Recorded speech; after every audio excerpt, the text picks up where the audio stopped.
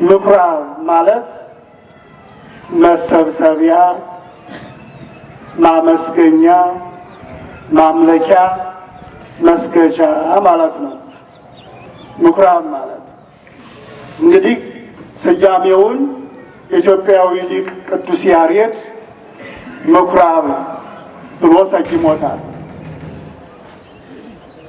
ቦአ ኢየሱስ ምኩራበ አይሁድ ወምሐረ ቃለ ሃይማኖት። ሊቃውንቶቹ በማሕሌቱ ሲያመሰግኑት እንዳደሩ ጌታችን መድኃኒታችን ኢየሱስ ክርስቶስ ወደ ምኩራብ እየገባ የሃይማኖት ወይም ደግሞ ስለ ሃይማኖት ያስተምራቸው እንደነበረ ሊቁ ቅዱስ ያሬድ በድጓው ነግሮናል። እንግዲህ ምኩራብ እንዳልኳችሁ ማምለኪያ ቦታ ነው፣ ማመስገኛ ቦታ ነው፣ የምንሰግድበት የምንጸልይበት ነው። ምኩራብ ጌታችን መድኃኒታችን ኢየሱስ ክርስቶስ በኢየሩሳሌም አካባቢ እየዞረ በሚያስተምርበት ሰዓት በቃና ዘገሊላ ተገኝቶ ተአምራቱን የመጀመሪያውን ተአምር ካደረገ በኋላ ቀጥታ ወደ ኢየሩሳሌም ሄደ ከደቀ መዛሙርቶቹ ጋር። በኢየሩሳሌም ደግሞ ወደ ኢየሩሳሌም የሄደበት በዓለ ፋሲካ የአይሁድ በዓል ፋሲካ ደርሶ ስለነበረ በዚያ ከአይሁድ ጋራ በቤተ መቅደስ የፋሲካ በዓልን ለማክበር ነው የሄደው።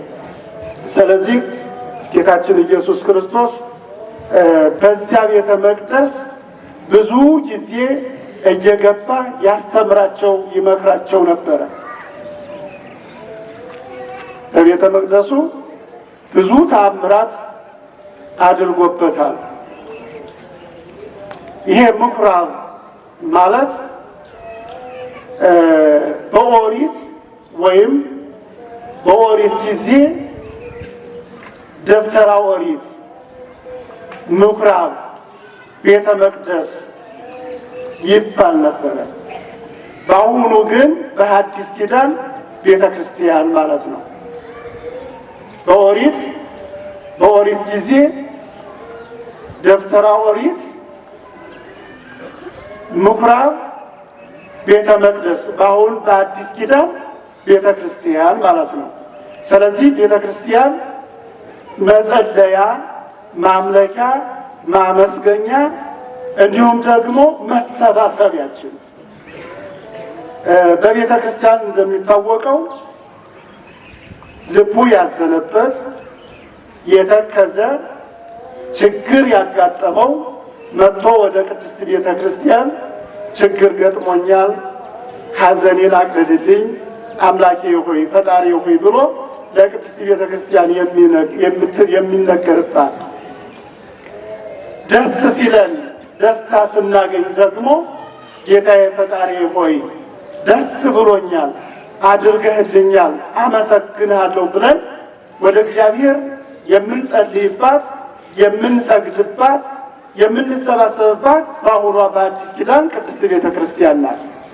በብሉይ ኪዳን ደግሞ እንዲሁ መስዋዕታቸውን የሚያቀርቡበት፣ የሚሰግዱበት፣ የሚሰባሰቡበት ቤተ መቅደስ ወይም ደግሞ ምኩራብ ይባላል። የመጀመሪያው ቤተ መቅደስ ሰሎሞን በጥሩ ሁኔታ ያነጸው ልዩ አድርጎ ያነጸው ቤተ መቅደስ ነበረ። በእስራኤል በኢየሩሳሌም አካባቢ የሚገኝ ሰሎሞን ያነጸው ጥሩ ቤተ መቅደስ ነበረ። በኋላ ግን በባቢሎን ተማርከው ከሄዱ በኋላ ቤተ መቅደሱ በእሳት ተቃጠለ፣ ፈራረሰ። እነሱን በሄዱበት በተሰደዱበት በትንሿ ማምለኪያ ቦታ መስራት ባገኙት ቦታ መስራት ጀመሩ። ያችን ምናልባት በዛን ሰዓት ምኩራብ ብለው ጠሯት። ከዛም በኋላ በዘሩባቤል ደግሞ ታላቅ ቤተ መቅደስ ተሰራ። ማን አልኳችሁ? በዘሩባቤል ዘመን ወይም ዘሩባቤል ታላቅ ቤተ መቅደስ ሰራ። ይኸውም የፈጀበት ዓመት 46 ዓመት የፈጀ ቤተ መቅደስ ስንት አልኳችሁ? 46 ዓመት የፈጀ ቤተ መቅደስ ተሰራ። ይህ ቤተ መቅደስ ነው የዛሬው ታሪካችን ጥቅል አድርጎ የሚይዝልን ይሄ ቤተ መቅደስ ነው። ይሄ ቤተ መቅደስ ጌታችን መድኃኒታችን ኢየሱስ ክርስቶስ በ12 ዓመቱ በዚህ ቤተ መቅደስ ከሊቃውንት ጋር ተሰባስቦ ሲመካከርበትና ሲማማርበት ነበረ። ይሄ ቤተ መቅደስ ደግሞ ጌታችን መድኃኒታችን ኢየሱስ ክርስቶስ በአህያ ውርንጭላ ላይ ሆኖ እየተዘመረለት ቡሩክ ዘይመጽእ በስመ እግዚአብሔር፣ በእግዚአብሔር ስም የሚመጣ የተባረከ ነው እየተባለ በአህያ ውርንጭላ ተጭኖ ሂዶ ወደ ቤተ መቅደስ ወደ ኢየሩሳሌም ቤተ መቅደስ የገባው ወደዚህ ቤተ መቅደስ ነው። ስለዚህ ይህ ቤተ መቅደስ ልዩ ልዩ ታምራት የተደረገበት ብዙ ጊዜ እየገባ የሚያስተምርበት ቤተ መቅደስ ነበረ። ያዘኑት ገብተው ሐዘናቸውን፣ መስዋዕታቸውን፣ ጸሎታቸውን የሚያደርጉበት ቤተ መቅደስ፣ ከእግዚአብሔር ጋር የሚገናኙበት ቤተ መቅደስ ነበረ። ስለዚህ ቅድም እንዳልኳችሁ የትግበሩ ቤታዊ ቤተ ምስያት፣ የአባቴን ቤት የንግድ ቤት አታድርጉት የሚለው ጌታችን መድኃኒታችን ኢየሱስ ክርስቶስ ወደ ኢየሩሳሌም ሄደ። በዓሉን ለማክበር ወደ ቤተ መቅደሱ ሄደ። ወደ ቤተ መቅደሱ ሲገባ በቤተ መቅደሱ ያገኘው በቤተ መቅደሱ የማይሰራ ስራ ነበረ። ንግድ ነበረ እየሰሩበት የነበረው፣ ገበያ ነበረ ሲገባዩበት የነበረው። አንዱ በሬ ይዟል፣ ግማሾቹ ደግሞ በግ ይዘዋል፣ ግማሾቹ ርግብ ይዘዋል፣ ግማሾቹ ሌላም ነገር ይዘዋል። የቤተ መቅደስ ስራ እንደዚህ አልነበረም። እንዲሁም በዛሬው በቤተ ክርስቲያናችን እንዲህ አይደለም። የቤተ መቅደስ ወይም የቤተ ክርስቲያን ስራ የእግዚአብሔርን ቃል የምንነጋገርበት፣ እግዚአብሔርን የምናመሰግንበት፣ ችግራችን የምንገልጽበት፣ ሐዘናችን፣ ደስታችን እግዚአብሔር ሆይ ደስ ብሎናል፣ እግዚአብሔር ሆይ ቸግሮናል፣ ይህን ችግር ፍታልን ብለን ለእግዚአብሔር ሪፖርት የምናቀርብባት ቤተ መቅደስ ናት። ጌታችን መድኃኒታችን ኢየሱስ ክርስቶስ ወደ ኢየሩሳሌም ወደ ቤተ መቅደሱ ሲገባ ግን ይህንን አላገኘም። የንግድ ቦታ ሆነ ንግዱ ደርቶ ተጧጡፎ ጩኸቱም በዛው ልክ ነበረ። ገበያን ታውቁታላችሁ። ውካታው ሰፊ ነው፣ ጫጫታው ብዙ ነው። አንዱ በሬ ይዟል፣ ሌላዎቹም ደግሞ ገንዘብ ያለዋውጣሉ። እንደዛ ሆኖ ቤተ መቅደሱን አገኘው፣ ተመለከተ። ይንጫጫሉ።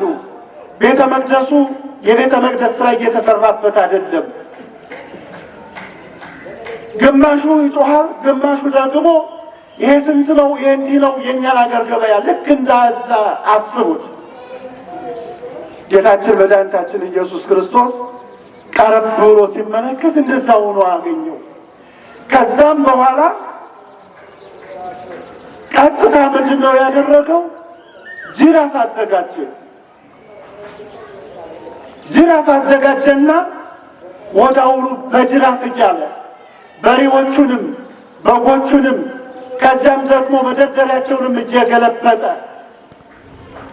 ኢትግበሩ ቤተ አቡየ ቤተ ምስያት ቤቴሰ ቤተ ጸሎት ትሰመይ፣ ቤቴ የጸሎት ቤት ናት፣ ቤቴ የመመስገኛ ቤት ናት፣ ቤቴ የማምለኪያ ቤት ናት። ስለዚህ ቤቴን የወንበዴዎች ዋሻ ወይም ደግሞ የንግድ ገበያ ወይም የንግድ ማዕከል አታድርጉ አለና በጅራፍ እየገረፈ በዛ አካባቢ ያሉትን በጅራፍ እየገረፈ አባረራቸው። ወንበራቸውንም እየገለበጠ ርግቦቹን ግን እነዚህን ከዚህ አንሱ አላቸው። ምክንያቱም ርግቦቹ ጅራፍ ስለማይችሉ አምላካችን መድኃኒታችን ኢየሱስ ክርስቶስ ኃያል ነው፣ ይቀጣል። አምላካችን ኢየሱስ ክርስቶስ መሐሪ ነው፣ ይምራል። በትር የሚችሉትን በበትር ጅራፍ የሚችሉትን ደግሞ በጅራፍ ካባረረ በኋላ ርግቦቹ ግን ጅራፍ ስለማይችሉ እነዚህን ከዚህ ውሰዱዋል። አያችሁ፣ ቸርነቱንና ምሕረቱን ለርግቦቹ ራራላቸው። እነዚያን ግን ደፋር የሆኑትን ቤተ መቅደሱን የገበያ ማዕከል ያደረጉትን ፈሪሃ እግዚአብሔር የሌላቸውን ወገኖቼ፣ አቤት ሰው እግዚአብሔርን ሲያመልክ እግዚአብሔርን ይፈራል። ምን አልኳችሁ? እግዚአብሔርን ሲያመልክ እግዚአብሔርን ይፈራል። እግዚአብሔርን የማያመልክ ከሆነ ግን እግዚአብሔርን አይፈራም፣ ሰውንም አይፈራም። የሚሰራውም ደግሞ ክፉ ነገር ነው የሚሰራው። ወገኖቼ እግዚአብሔርን የሚያመልክ ሰው እግዚአብሔርን ይፈራል። በጨለማ እንኳን የሚያደርገውን እግዚአብሔር ያይብኛል ይላል። ሰው ሳያየው በጨለማ ሁሉ የሚያደርገውን ሰው ባያየኝ እንኳን እግዚአብሔር ያየኛል ይላል። አያችሁ፣ እነዚህ ሰዎች ግን የእግዚአብሔርን ቤተ መቅደስ አልፈሩትም፣ እግዚአብሔርንም አልፈሩትም። ስለዚህ እግዚአብሔርን አያመልኩም ማለት ነው። ደፋሮች ናቸው። የእግዚአብሔርን የጸሎት ቤት የምትባለውን መስዋዕት የሚቀረብባትን የሚሰገድላትን ቤተ መቅደስ የገበያ ማዕከል አደረጓት። ከዛም በኋላ እነዚህን ደፋሮች ግን በጅራፍ እየነዳ እስከ ኮተታቸው አባረራቸው። ቤተ መቅደሱን አጸዳ፣ ንጹሕ አደረገው። ወደ ቤተ መቅደሱ ሲገባ ወገኖቼ ይሄ የጸሎት ቤት የተባለችላት ቤተ መቅደስ በውስጧ አንድም ሰው እንኳን እየጸለየ ያልተገኘባት። አያሳዝንም? የገበያ ማዕከል የሆነችው ዙሪያዋን በንግድ ዙሪያዋን በሰው የመላች ቤተ መቅደስ በውስጧ ገብቶ ሲመለከት አንዳችም የሚያስደስት ነገር አላየም። ያሳዝናል። እግዚአብሔር ወደ ቤተ መቅደሱ ገባ። በውስጡ የሚጸልይ የለም፣ መስዋዕት የሚያቀርብ የለም፣ የሚሰግድ የሚንበረከክ የለም። እግዚአብሔር አልተደሰተባቸውም በስራቸው ወገኖቼ፣ ስራቸው ለእግዚአብሔር አይደለም ነበረና በቤተ መቅደሱ ሲገባ አንዳችም የሚያስደስት ነገር አላገኘም። እስኪ በእኛ እያንዳንዳችን እስኪ እግዚአብሔር ወደ እኛ ቢመጣ አንዳች የሚያስደስት ነገር ይኖረን ይሆን? እስኪ ራሳችንን እንፈትሽ ወገኖቼ። አንትሙ ውእቱ ቤተ መቅደሱ ለእግዚአብሔር፣ እናንተ የእግዚአብሔር ቤተ መቅደስ ናችሁ። ቤተ መቅደሱን ለምን ታረክሳላችሁ? በእግዚአብሔር ቤተ መቅደስ ለምን ትዘሙታላችሁ? ለምን ኃጢአት ትሰሩበታላችሁ? ለምንስ ታሙበታላችሁ? ልባችሁን ንጹሕ አድርጉ። ልባችን ንጹሕ ስናደርግ እግዚአብሔር ገብቶ ቤተ መቅደሱን ያርፍበታል፣ ይመለክበታል፣ ይሰገድለታል። እኛም ደግሞ ቤተ መቅደሳችን ንጹሕ ሲሆን እግዚአብሔር መንፈስ ቅዱስ በልባችን ላይ ያድርና መልካም ነገር እናደርጋለን፣ ክፉ ነገር እንጠላለን። እነዚህ በቤተ መቅደሱ ዙሪያ ሆነው የገበያ ማዕከል ንግድ የሚያጧጥፉት ግን የመጨረሻ እድላቸው ምንድን ነው የሆነው? በጅራፍ እየተገረፉ ከቤተ መቅደሱ መባረር እስከ ኮተታቸው ቤተ መቅደሱን ንጹሕ አደረገው። ምናልባት እንደነ ሳሙኤል ያሉ ገብተው ያመሰግኑበት ይሆናል። ይሄ ደፋሩ ነጋዴው፣ የበግ ነጋዴው፣ የከብት ነጋዴው፣ የሁሉም ነጋዴው ዙሪያውን ያለው ጸዳ። ወገኖቼ ዛሬም እኮ በዚህ ዘመን ቅድስት ቤተ ክርስቲያንን የንግድ ማዕከል አልሆነችም ብለን አናስብም። ብዙ ነጋዴዎች ዙሪያዋን እኮ ገብተውባታል። በፖለቲካው አንዱ ተነስቶ በፖለቲካው ቁማሩን ይቆምርባታል። አንዱ ገብቶ ደግሞ ቢዝነስ ይሰራባታል። አንዱ መምህር መስሎ ካህን መስሎ የራሱን ስራ ይሰራል። የዘረኝነትን ስራ ይሰራባታል።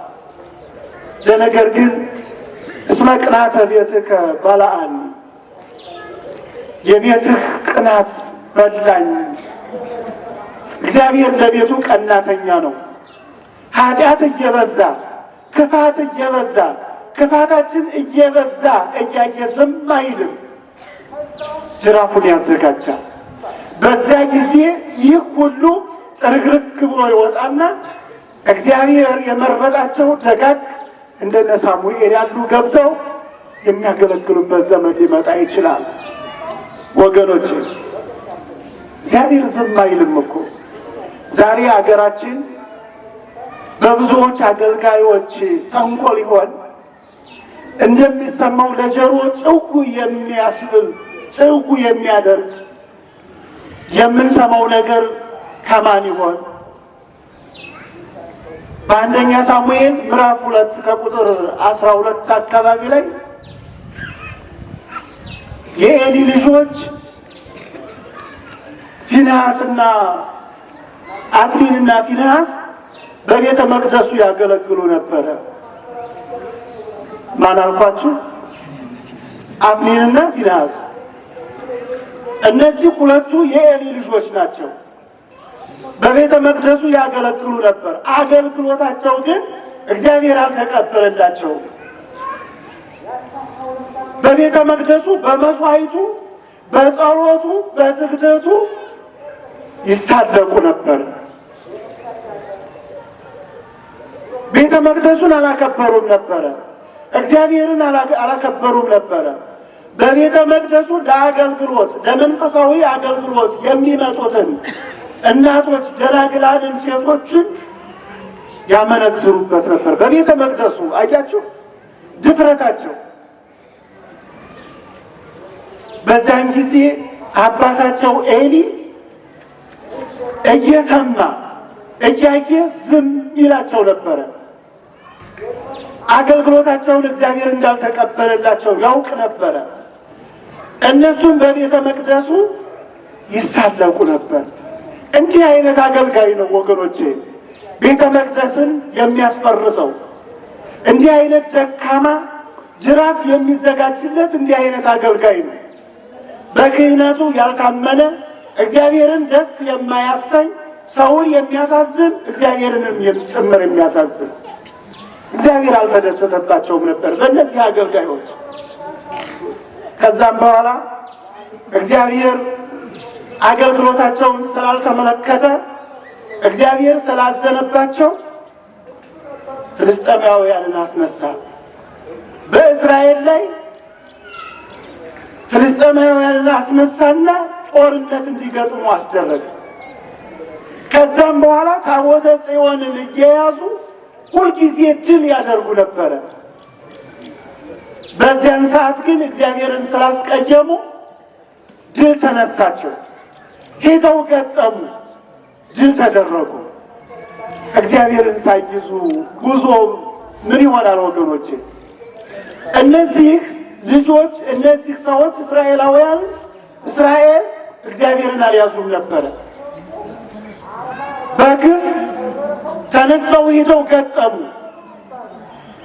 አያሌ ወታደር ሞተባቸው።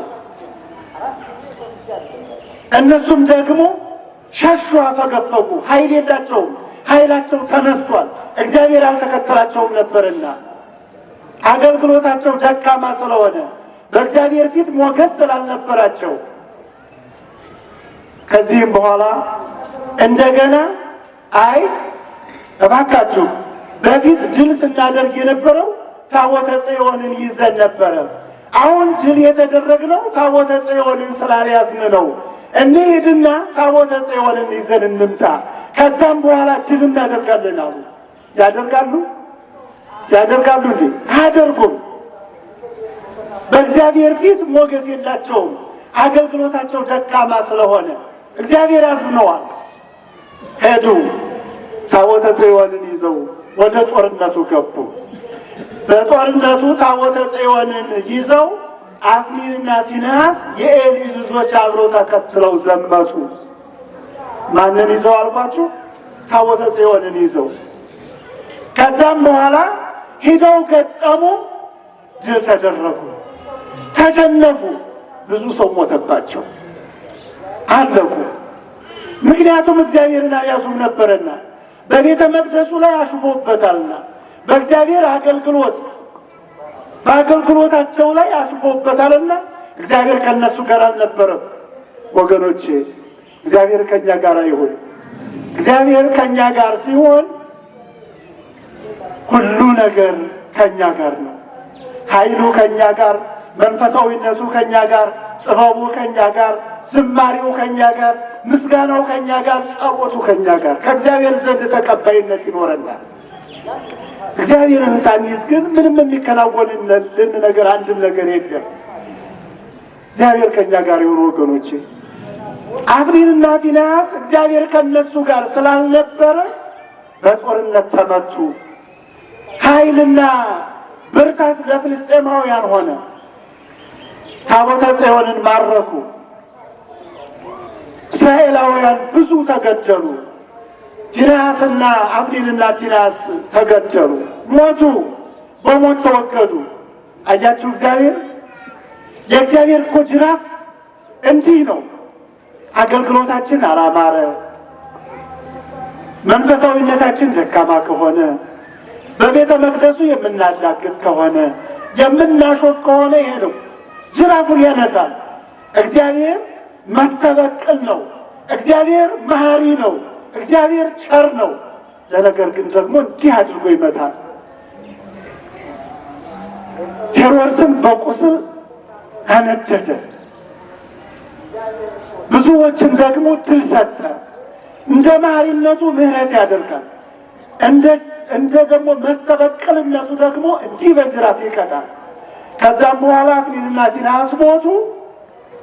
ምላሰኛ እየሮጠ ሄደና ለኤሊ እንዲህ አለው፣ ብዙ ወገኖችህ ሞቱ፣ ታቦተ ጽዮንም ተማረከች፣ አፍኒንና ፊንሐስም ተገደሉ ብሎ ነገረው።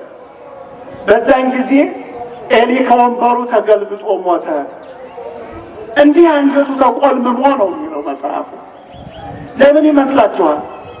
የኤሊ ኃጢአት ሰርቶ አይደለም፣ ግን በጆሮው እየሰማ ልጆች እግዚአብሔርን አስቀይመውታል፣ እግዚአብሔርን በድለውታል፣ ቤተ መቅደሱን አርክሰውታል እየተባለ እየሰማ ነበረ። ዝም እንዳልሰማ ዝም። ቤተ ክርስቲያን ተቃጠለች፣ ዝም። በቤተ ክርስቲያን እንደዚህ ሆነ፣ ዝም። አሁንም እኮ በዚህ ዘመን ዳግማው ኤሊ ሳይኖሩ አይቀርም። እኛም እንደዛው እንዳንሆን የቤተ ክርስቲያን ጉዳይ ሊያንገበግበን ይገባል ወገኖቼ። ኤሊ የቤተ ክርስቲያን ጉዳይ፣ የመቅደሱ ጉዳይ እየሰማ ዝም ስላለ እንዲሁ በጅራፍ እነሱ የሞቱትን ሞት ሞተ። እግዚአብሔር ዝም አይልም። እያንዳንዳችን ለዚች ቤተ ክርስቲያን ድምፅ፣ እያንዳንዳችን ድጋፍ ልንሆናት ይገባል።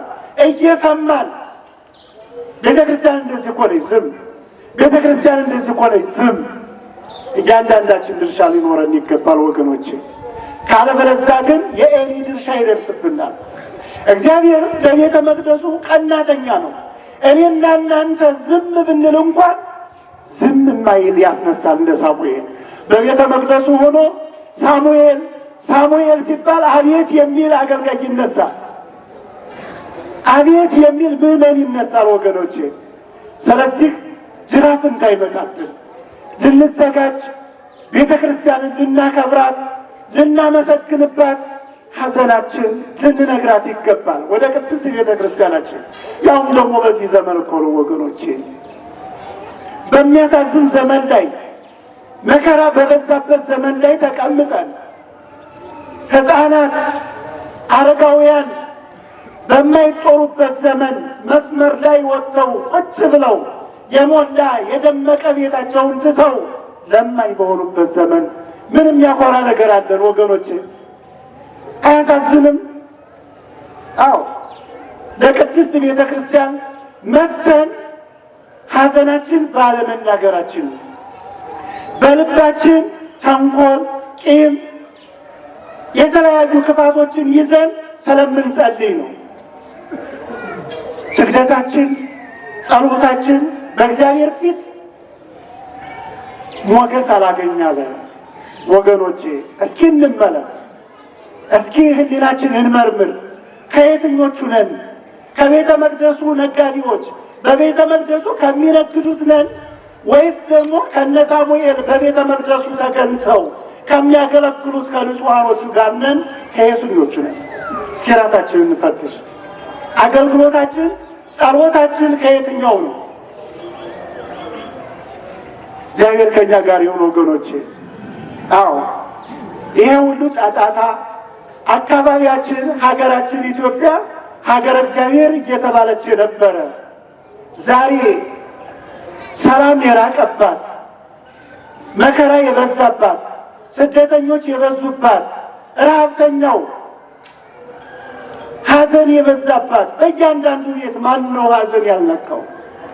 መከራ ያልተሸከመ ማን ነው? ወገኖቼ እያንዳንዳችን ምን እስክንሆን ድረስ ነው ልንመለስ ይገባል። ይህ ሁሉ መከራ የመጣው ይህ ሁሉ ጅራፍ እግዚአብሔር እሱ ጅራፍ ባያነሳ ልክ እንደ አፍኒንና ፊንሐስ ሌላ ጅራፍ ያዘጋጃል። በጅራፍ የምንገረፈው እግዚአብሔር ባዘጋጀው ሊሆን ይችላል። ለምን ከተባለ በኃጢአታችን ብዛት ኃጢአታችን ተናዘን በእግዚአብሔር ፊት ሞገስ አግኝተን በቤተ ክርስቲያናችን በቤተ መቅደሳችን ልክ እንደ ሳሙኤል ንጹሕ አገልግሎት እንድናገለግል እግዚአብሔር ይርዳን። ጾሙን የሰላም የፍቅር የአንድነት ጾም ያድርግልን። ይቆየን።